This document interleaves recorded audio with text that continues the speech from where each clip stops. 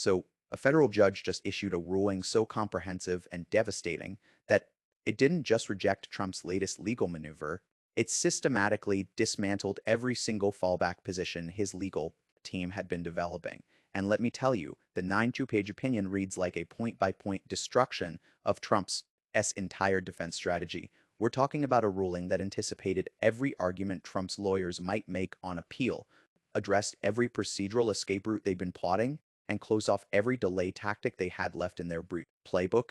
It's honestly hard to believe we're watching a federal judge essentially predict and preemptively block every move Trump's legal team was planning to make over the next 6 months. This isn't just one legal setback or a temporary delay in Trump's plans. We're talking about a decision that fundamentally reshapes the timeline of this case and eliminates Trump's primary defense strategy and sets up a trial that Trump's team has been desperately trying to avoid. The legal reasoning is bulletproof, the factual findings are damning, and Trump's options for fighting back just shrunk dramatically. Here's the scoop on what's going down because this ruling changes everything. So, Donald Trump has been fighting special counsel Jack Smith's federal election interference case with an increasingly complex web of legal strategies. After his initial presidential immunity claims ran into trouble at the Supreme Court, Trump's legal team pivoted to what they called a multi-layered defense approach. This wasn't just about immunity anymore, it was about challenging Jack Smith's authority to prosecute the case, arguing that the indictment itself was constitutionally defective, claiming various evidence should be suppressed, and filing motions to dismiss based on selective prosecution, vindictive prosecution, and First Amendment grounds. Trump's lawyers had essentially created a legal maze designed to force Judge Tanya Chutkan to rule on dozens of complex issues, each one requiring extensive briefing, each one creating opportunities for appeal, and each one buying Trump precious time. From the beginning of November 2024, Trump's strategy has been absolutely clear. File so many motions with such complex legal issues that no judge could possibly resolve them all before the 2024 election. Whether it was challenging the appointment of Jack Smith as special counsel, arguing that Trump's January 6th speech was protected political speech under the First Amendment, claiming that the prosecution was selective and politically motivated, or demanding extensive discovery about the Justice Department's decision-making process, Trump's legal team really cemented themselves as masters of legal obstruction disguised as legitimate defense. They've been filing motion after motion, each one with hundreds of pages of supporting briefs, each one citing obscure legal precedents, and each one framed as raising fundamental constitutional questions that deserve careful consideration. But here's where the rubber meets the road. Judge Tanya Chutkan has been presiding over this case since August 2023, and she's heard every delay tactic, read every inflated legal brief, and seen through every attempt to turn legitimate legal issues into months of litigation. She's presided over dozens of January 6th cases. She knows the facts of that day intimately, and she's developed a keen sense for when lawyers are raising genuine legal issues versus when they're just trying to run out the clock. On November 15th, Judge Chutkan did something that caught Trump's legal team completely off guard. She issued a comprehensive omnibus ruling addressing not just the pending motions before her, but also the anticipated motions Trump's team had signaled they planned to file. Reports from legal analysts who've reviewed the 92-page opinion revealed just how thorough Judge Chutkan was.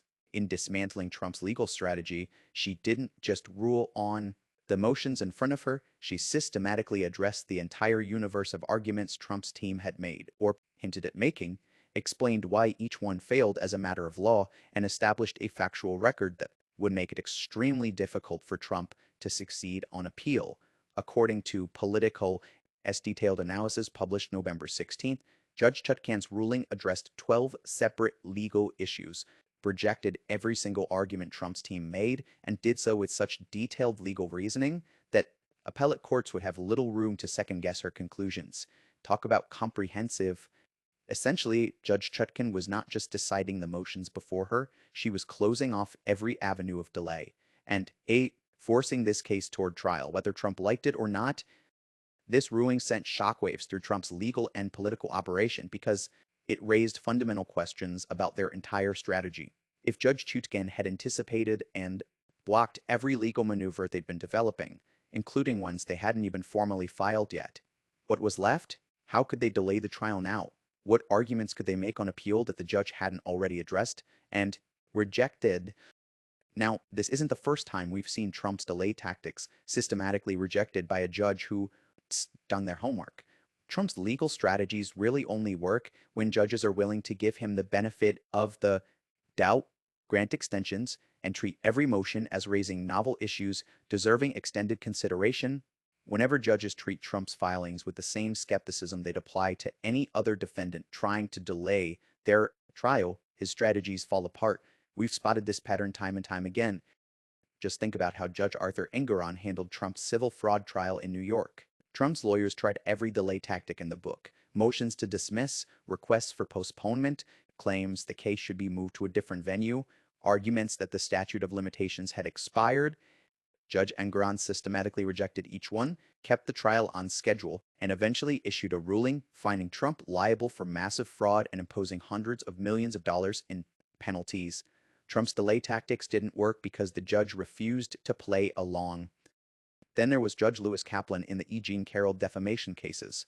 Trump's legal team wasn't pleased when Judge Kaplan refused to delay the trial just because Trump was campaigning for president.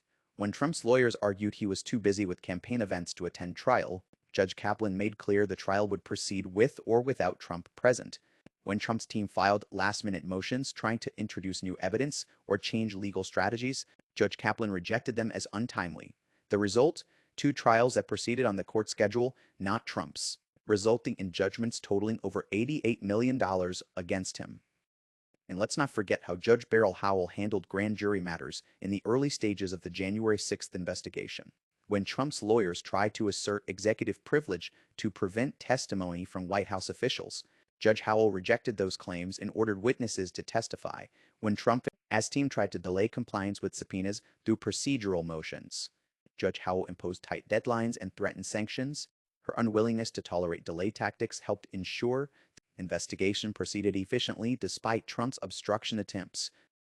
Even in the classified documents case, before Judge Eileen Cannon took some controversial positions favorable to Trump, the initial proceedings showed how Trump's delay tactics can be shut down by firm judicial management. The initial search warrant was executed swiftly. The special master appointment that Trump sought was eventually overturned by the 11th Circuit, and the case moved forward despite Trump's efforts to slow it down. Now, it looks like Judge Chutkan is following this same pattern of refusing to let Trump manipulate the judicial process. This approach is becoming all too familiar to Trump's legal team. You can file all the motions you want and make all the legal arguments you can imagine. But the moment a judge sees through the delay tactics and refuses to play along, your entire strategy collapses without warning. So what did Trump's legal team do to trigger this comprehensive smackdown from Judge Chutkan? Well, it all boils down to overreach and underestimating the judge. The legal impasse happened because Trump's lawyers wanted to litigate every conceivable issue in this case, from the fundamental authority of the special counsel to the admissibility of specific pieces of evidence, while Jack Smith's prosecution team was trying to move directly to trial on the straightforward question of whether Trump committed the crimes charged. Ultimately, the case had been stalled in pretrial litigation for months since Trump's team kept filing new motions and the court had to rule on each one before proceeding. As the defendant's legal team, Trump's lawyers decided to take a shotgun approach, throw everything at the wall and see what sticks. They filed a motion to dismiss based on special counsel Jack Smith's appointment being unconstitutional, challenged the indictment as unconstitutionally vague, argued the prosecution violated Trump's First Amendment rights, claimed selective and vindictive prosecution, demanded extensive discovery about the Justice Department's decision-making, and signaled they intended to file additional motions challenging the admissibility of evidence and seeking to sever different counts for separate trials. Their approach seemed to be just to create so many complex legal issues that the judge couldn't possibly resolve them all quickly, and even if she ruled against them, and they'd have multiple issues to appeal. At first, this strategy seemed like it might work. Trump appreciates lawyers who fight on every front, and the notion of having multiple pending motions creates the appearance of a vigorous defense. While actually serving the goal of delay, the legal issues raised weren't completely frivolous. Some of them, like the special counsel appointment question, had at least colorable legal arguments, even if they were ultimately unlikely to succeed. But here's where things started to go wrong. as Trump's legal team kept filing motion after motion throughout October and early November. Judge Chutkan started seeing the pattern. She recognized that many of these motions were interdependent. The answer to one question affected the others. She realized that if she ruled on them piecemeal, Trump's team would just appeal each ruling separately, creating months or years of appellate litigation, and she understood that some of the forthcoming motions Trump's team had previewed were designed purely to delay raising issues that could have been raised months earlier, but were being held back to create additional rounds of briefing. According to legal experts who reviewed the docket, Judge Chutkan made a strategic decision. Rather than rule on each motion as it was fully briefed and then wait for the next one, she would issue a comprehensive omnibus ruling addressing all pending and anticipated motions at once. This would create a complete record for appeal, prevent piecemeal appellate litigation, and force Trump's team to either appeal everything at once or abandon the weaker arguments. While Trump's lawyers were still working on their reply briefs for some motions and preparing to file others, Judge Chutkan was already preparing to cut the ground out from under their entire strategy. Now, here's the kicker. Judge Chutkan didn't just reject Trump's arguments, she anticipated them. According to CNN's legal analysts who've studied the ruling, Judge Chutkan addressed arguments of Trump's lawyers hadn't even formally made yet. She could tell from their preliminary filings and oral arguments what direction they were heading, and she shut down those lines of argument before they could be fully developed. It's like a chess master who sees their opponent's strategy developing and makes moves that counter not just the current position but the next 5 moves the opponent was planning. Trump's lawyers thought they were being clever by spacing out their motions and holding some arguments in reserve. What they didn't realize was that Judge Chutkan had already figured out their entire playbook. Let me break this down because the ruling is so comprehensive, it's worth understanding exactly what Judge Chutkan did. On the special counsel appointment challenge, Trump's team had argued that Jack Smith was unconstitutionally appointed because he wasn't confirmed by the Senate and because the special counsel regulations violate the appointments clause. This argument had some surface appeal because it cited constitutional provisions and legal precedents about how federal officers must be appointed. Judge Chutkan devoted 15 pages to demolishing this argument. She pointed out that special counsels are inferior officers, not principal officers, requiring Senate confirmation. She cited the Supreme Court's Morrison v. Olson decision, upholding the independent counsel statute. She noted that special counsels have been used for decades under both Republican and Democratic administrations without constitutional challenge. And she pointed out that Trump himself had special counsels appointed during his administration and never questioned their constitutional authority. But then she went further. Judge Chutkan anticipated that Trump's team might try to distinguish this case by arguing Jack Smith has more independent authority than previous special counsels, so she preemptively addressed that argument, explaining why even under a broader interpretation of what requires Senate confirmation, special counsels still qualify as inferior officers subject to supervision by the Attorney General. She cited internal Justice Department documents showing the chain of command and oversight. She essentially made it impossible for Trump to appeal this issue successfully because she'd already addressed every argument he could make. On the First Amendment challenge, Trump's team had argued that his January 6th speech and his broader election challenge were protected political speech that cannot be criminalized. This is one of Trump's favorite arguments because it resonates with his supporters. The idea that he's being prosecuted for exercising free speech. Judge Chutkan spent 20 pages explaining why this argument fails. She distinguished between protected political speech and criminal conduct. She pointed out that fraud, conspiracy, and obstruction of official proceedings don't become legal just because you accomplish them through speech. She cited cases making clear that the First Amendment doesn't protect speech, that so is part of criminal conduct, like fraud schemes, threats, or solicitation of crimes. She then walked through the indictment count by count, showing how each charge was based on conduct, not just speech. Trump's not charged with giving a speech or expressing opinions about election fraud. He's charged with knowingly making false statements to obstruct official proceedings, conspiring to defraud the United States through a scheme involving fake electors, and obstructing Congress's constitutional function of counting electoral votes. The speech is evidence of the criminal intent and the criminal agreements, but the crimes themselves are the actions taken in furtherance of those agreements. And here's where Judge Chutkan really showed her strategic thinking. She anticipated Trump's team would argue on appeal that the judge didn't properly analyze the specific speech at issue, so she included detailed analysis of Trump's actual statements explaining which ones showed criminal intent, which ones were part of the conspiracy, and which ones demonstrated Trump knew his election fraud claims were false. She created such a thorough, factual record that an appellate court would have no basis to second-guess her conclusions. On the selective prosecution claim, Trump argued he was being singled out for prosecution based on his political views, while others who made similar challenges to elections weren't prosecuted. Judge Chutkan spent 10 pages destroying this argument. She explained the legal standard for selective prosecution. You have to show both that you were treated differently from similarly situated people and that the prosecution was based on an impermissible motive, like race or political viewpoint. Then she methodically showed why Trump couldn't meet the standard. First, Trump isn't similarly situated to other people who challenged election results. Other politicians filed lawsuits, which is legal, and they requested recounts, which is legal. They made political arguments about election integrity, which is protected speech.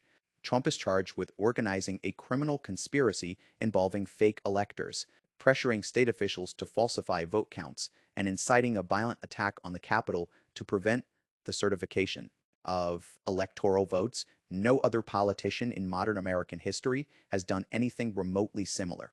Judge Chutkan cited specific facts from the indictment showing the unique nature and scope of Trump's alleged conduct. She pointed out that even during the contested 2000 election, Al Gore didn't organize fake electors or pressure state officials to fabricate votes. Even candidates who believed they were cheated worked through legal channels. Trump's alleged conduct is qualitatively different from any previous election challenge. Second, even if Trump could show differential treatment, he had no evidence of impermissible motive. The Justice Department appointed a special counsel specifically to ensure the prosecution was independent and free from political influence. The indictment was brought by a grand jury of ordinary citizens who reviewed evidence.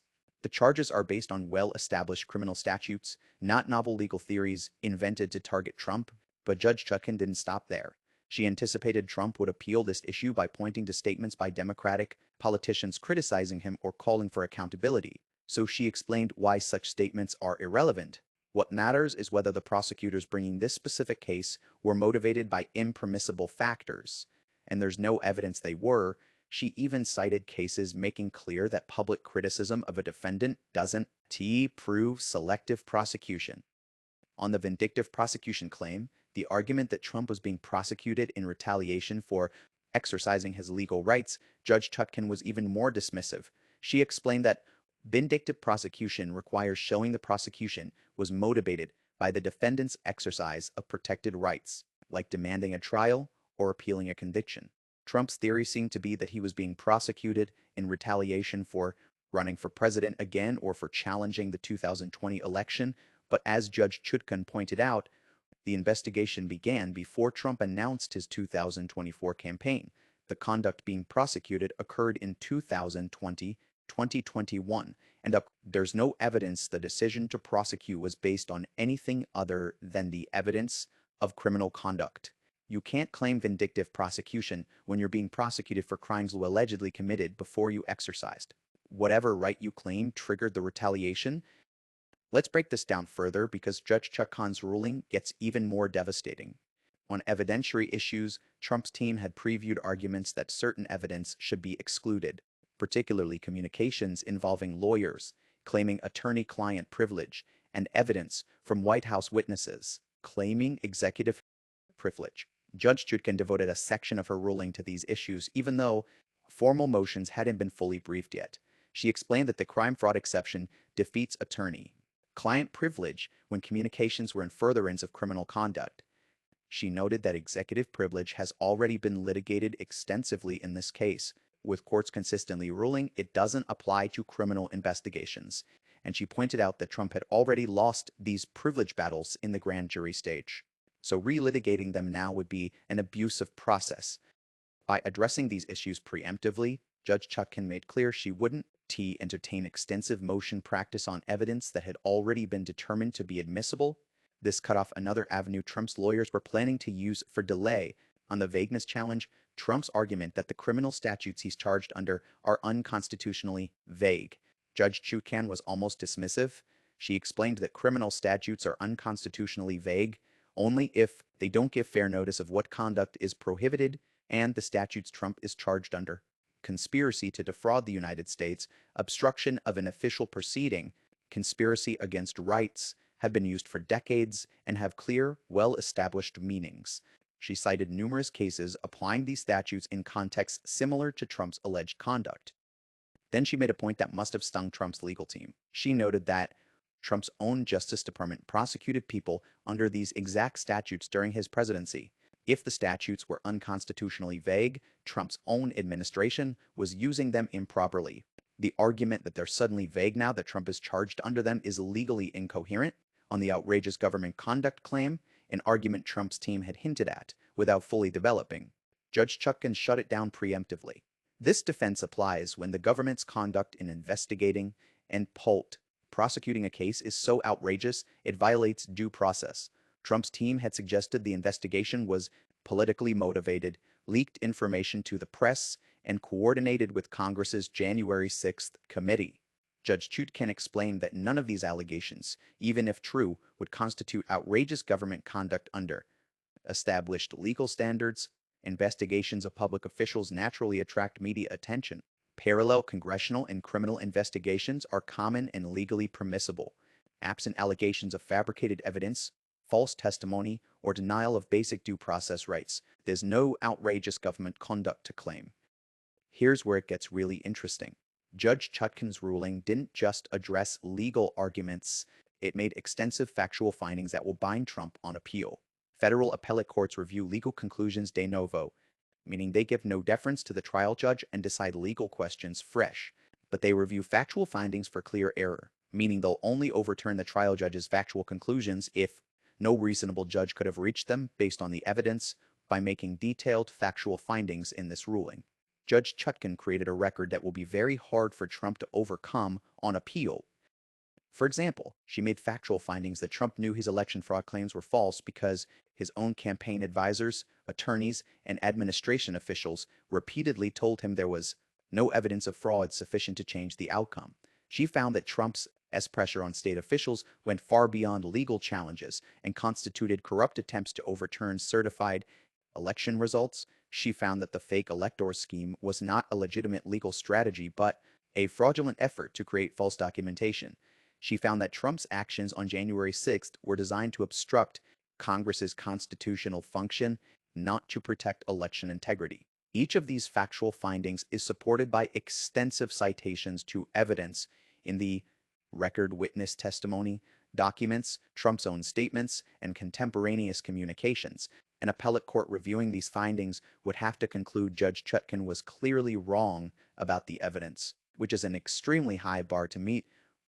According to legal experts interviewed by MSNBC, this is one of the most strategically brilliant aspects of Judge Chutkan's ruling by making factual findings. Now, before trial, she's essentially locked in certain facts that will apply throughout the case. Trump can't credibly argue on appeal that the judge was biased or rushed to judgment when she supported every conclusion with detailed citations to evidence. He can't claim the factual record is incomplete when she reviewed thousands of pages of documents and grand jury testimony. The ruling also addressed Trump's likely appellate strategy. Judge Chutkan clearly anticipated that Trump would try to appeal this ruling immediately, attempting to delay the trial during the appellate process.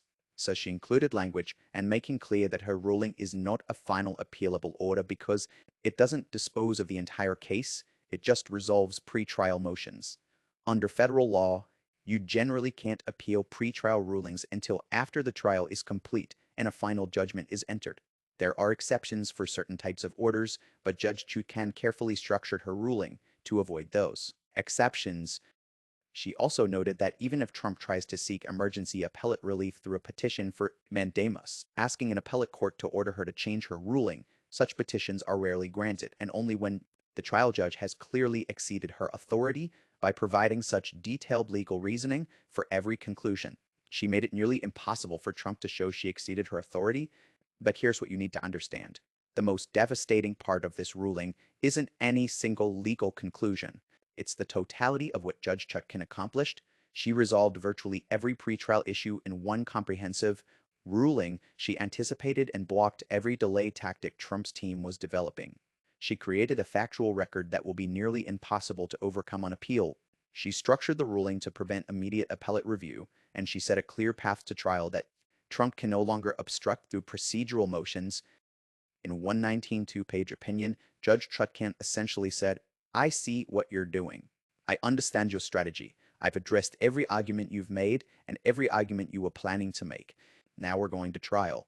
Trump's legal team must have felt like they'd been playing checkers, while Judge Chutkan was playing three-dimensional chess. They thought they were being clever by spacing out their motions and holding arguments in reserve. And what they didn't realize was that the judge was 10 steps ahead of them the entire time. Now, this left Trump's legal team in an impossible position. On one side, they need to appeal this ruling to have any hope of delaying the trial and satisfying Trump's demand for aggressive defense. Trump expects his lawyers to fight every ruling and never accept defeat if they don't appeal. Trump will view it as giving up and will likely blame them for the case moving forward. On the flip side, they have to figure out how to appeal a ruling that's been specifically crafted to be appeal-proof. Judge Chutkan addressed every possible argument, created a comprehensive factual record, and structured the order to avoid immediate appellate review. Even if they file an appeal, their chances of success are minimal, and the appellate process won't stop the trial from proceeding. The tricky part is there's no good option. If they appeal and lose, they've wasted time and money on a futile effort and demonstrated that their legal arguments don't hold up even on appeal. If they don't appeal, Trump will blame them for not fighting hard enough, and they'll face the trial without having exhausted their appellate options. Either way, the trial is coming, and it's coming soon. It's a complete strategic disaster. And that's exactly what Judge Chutkan intended. She wanted to put Trump's team in a position where they had no good moves left, where every option was bad, and where the path to trial was clear and unavoidable. This whole scenario is causing absolute panic within Trump's legal and political operation. If Judge Chutkan has systematically blocked every legal maneuver and forced the case toward trial, every Trump advisor is left wondering what the plan is now. Those more experienced lawyers on Trump's team who understand how devastating this ruling is are worried about facing trial with their pre-trial defenses completely rejected. They know that going to trial after the judge has already made factual findings against you, ruled that your legal theories are meritless, and created a comprehensive record supporting the prosecution is about the worst possible position to be in.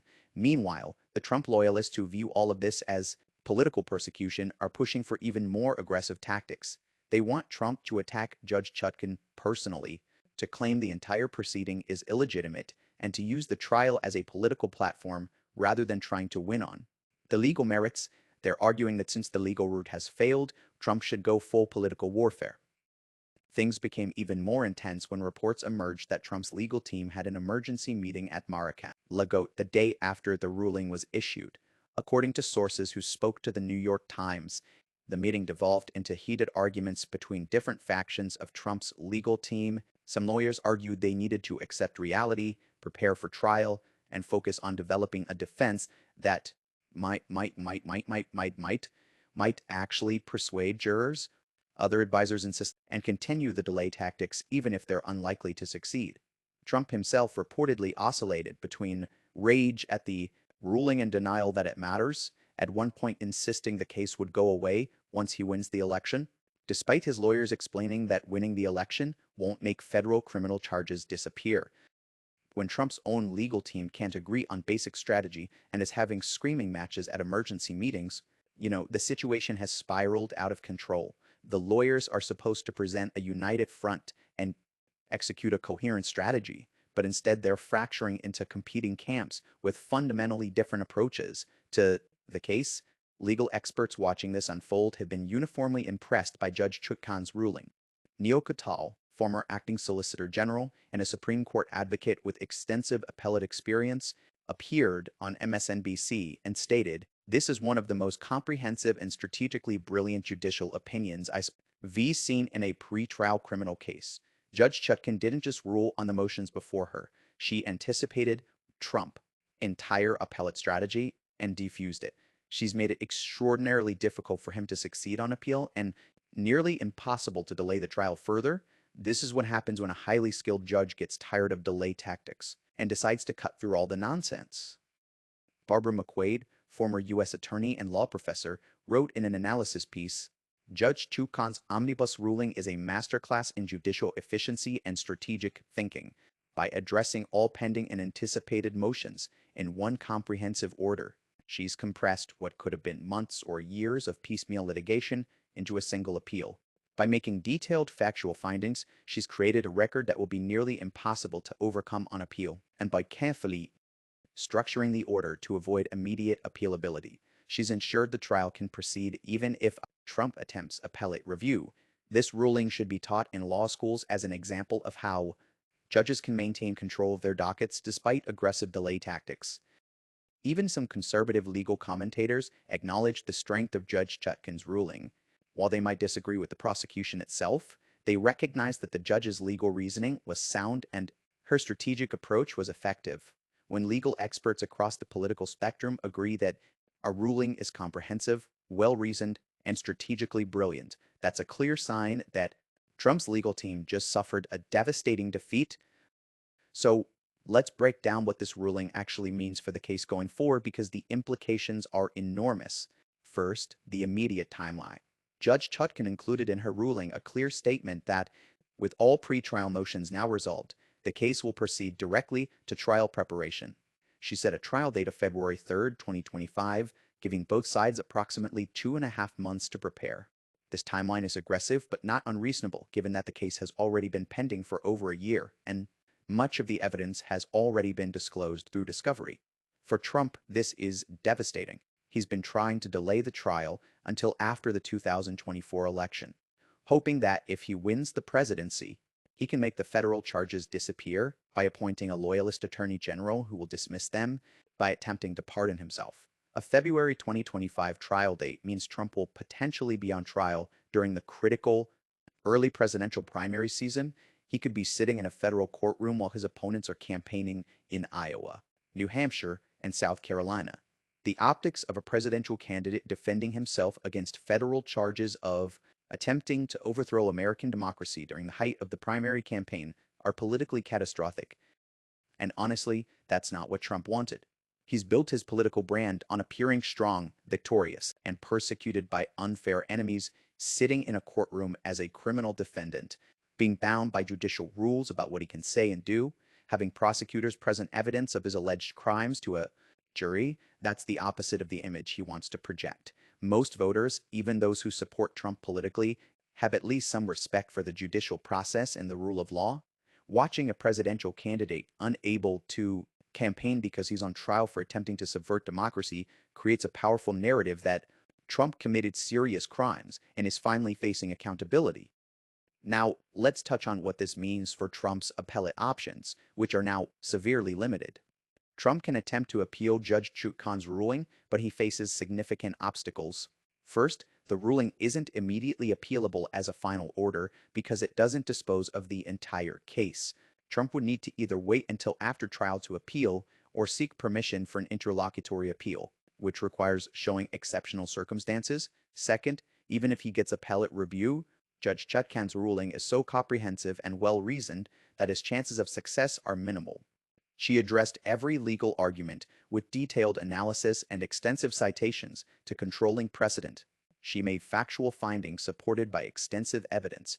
An appellate court would have little basis to overturn her conclusions. Third, the D.C. Circuit Court of Appeals, which would hear Trump's appeal, has already ruled against him multiple times in related matters. The D.C. Circuit rejected his immunity claims, rejected his executive privilege claims, and consistently ruled that the January 6th investigation was legitimate and proper. There's no reason to think they'll suddenly reverse course and accept arguments Judge Chutkan has already thoroughly debunked. Fourth, even if Trump appeals, the appeal won't automatically stop the trial from proceeding. He would need to obtain a stay of the trial proceedings, which requires showing a likelihood of success on appeal and irreparable harm from proceeding to trial. Given the strength of Judge Chutkan's ruling, Trump can't show likelihood of success. And courts have consistently held that having to stand trial is not irreparable harm. If you win on appeal later, you can get relief at that point. This situation shines a massive spotlight on the fundamental issue at the heart of this case, whether former presidents can be held criminally accountable for their actions or whether they're effectively above the law. For 250 years in American democracy, the principle has been that no one is above the law, not even the president. Former presidents can be investigated, prosecuted, and convicted if they commit crimes. And the criminal justice system doesn't pause because someone is politically powerful or running for office. But Trump has consistently challenged this principle. He's argued that presidents have absolute immunity for official acts, that prosecuting a former president is politically illegitimate, that the criminal justice system is being weaponized against him, and that he should be exempt from prosecution because he's running for office again. Judge Chutkan's ruling is a comprehensive rejection of these claims. She's made clear that Trump, like any other defendant, must answer to the criminal justice system. He's not above the law. His political status doesn't exempt him from prosecution, and the courts won't allow him to manipulate the judicial process to avoid accountability. If this ruling stands, it establishes a crucial precedent that even presidents and former presidents are subject to the rule of law, that future leaders cannot commit crimes with impunity by claiming official authority, that the criminal justice system can hold powerful political figures accountable without being dismissed as politically motivated. So the implications of this ruling reach far beyond just Trump's case. It's about shaping constitutional accountability for generations to come. Each time Trump tries to place himself above the law and gets rejected by courts, it strengthens the principle that rule of law applies to everyone. It starts establishing a pattern that future presidents will understand: you can't escape accountability through procedural manipulation, political pressure, or claims of special status. Think about it. If Trump can delay indefinitely through endless pre-trial motions, what's to stop the next president accused of crimes from doing the same? If former presidents can claim immunity for any action connected to their official duties, what limits exist on presidential power? If wealthy, politically connected defendants can manipulate the justice system through aggressive lawyering and procedural tactics, what does that say about equal justice under law? These aren't hypothetical questions. Every future president will look at how Trump's case was handled as a model for what they can and cannot do. If Trump successfully escapes accountability through delay tactics and political pressure, future presidents will know they can do the same. But if Trump faces trial, conviction, and consequences despite his wealth, political power, and aggressive legal tactics, future presidents will understand that criminal accountability is real even for them. Looking ahead to the trial itself, Trump faces an incredibly difficult path. He's going into trial after the judge has already rejected his legal defenses, made factual findings against him, and created a comprehensive record supporting the prosecution's case. His lawyers will have to find a way to persuade jurors. Despite all of this, the prosecution has a significant advantage. They have extensive evidence, documents, testimony from Trump's own advisors and lawyers, Trump's own statements and tweets, video evidence from January 6th, and testimony from state officials Trump pressured. They have a coherent narrative. Trump knew he lost the election, was told repeatedly by his own people that his fraud claims were false, and nonetheless orchestrated a multi-part conspiracy to overturn the results anyway. And they have Judge Chutkan's ruling establishing that Trump's defenses lack legal merit. Trump's defense will likely focus on his state of mind, arguing that he genuinely believed the election was stolen, that he was relying on advice from lawyers, and that his actions were motivated by sincere concerns about election integrity rather than criminal intent. But this defense faces serious problems. First, there's extensive evidence that Trump was told by his own advisors, lawyers, and officials that his fraud claims were false. Second, Trump's actions went far beyond expressing concerns or filing lawsuits. He organized fake electors, pressured state officials to fabricate votes, and incited a violent attack on the Capitol. Third, even if Trump believed the election was stolen, that doesn't justify criminal conduct to overturn it. So expect the trial to be a grueling, detailed examination of Trump's conduct in the weeks after the 2020 election. The prosecution will present witness after witness, former White House officials, campaign advisors, lawyers, state election officials, all testifying about what Trump knew, what he was told, and what he did anyway. They'll show internal communications, play recordings like the Georgia call, and present evidence of the fake elector scheme. They'll build a comprehensive picture of a president who knew he lost, was told he had no valid legal challenges, and chose to pursue criminal means of retaining power anyway. Trump himself will face a difficult decision about whether to testify.